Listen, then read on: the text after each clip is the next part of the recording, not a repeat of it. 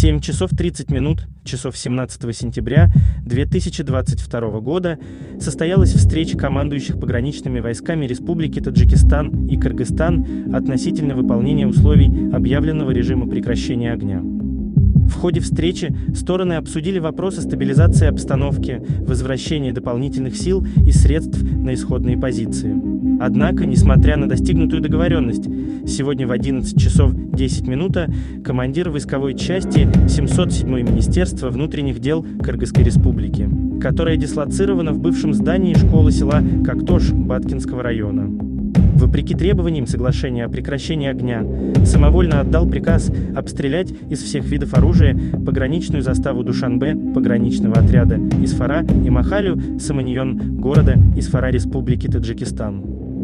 Данная ситуация свидетельствует о том, что отдельные командиры не подчиняются Центральному штабу вооруженных сил Кыргызстана.